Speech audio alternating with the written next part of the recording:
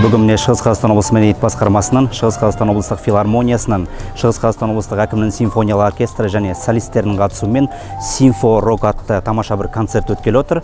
Бұл концерттің ең бірінші бұл мақсаты жиналған қаражаттың тең жартысы осы Қазақстанда зардап шеккен қазақстандықтарды осылай қамтамасыз етіп, осындай бір іс-шара өткізіп, қайырымдылық концертін өткізгелі отырмыз.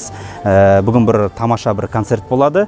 Құрметті біздің көрермендер, осы концерттен қапы қалмаңыздар. Бұл концертте белгілі рок топтарының әндері шырқалатын болады. Қазақстанға әйгілі және бүкіл әлемге әйгілі рок топтарының әндері шырқалатын болады.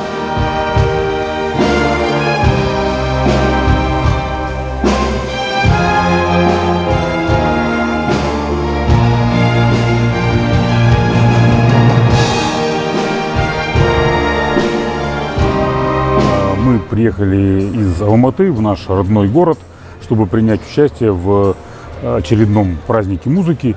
Особенно приятно, что когда нам сказали, что сборы от этого концерта пойдут на помощь тем людям, которые пострадали при наводнениях в нашей стране. И мы уже в третий раз выступаем с оркестром под управлением Александра Галсанова.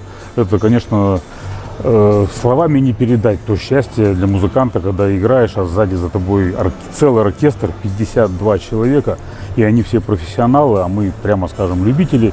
Но принять в этом участие, это, в общем, это из серии, что поучаствовать, и можно умирать или хотя бы завершать карьеру. Дальше выше ничего быть не может для любителя, чем сыграть с оркестром.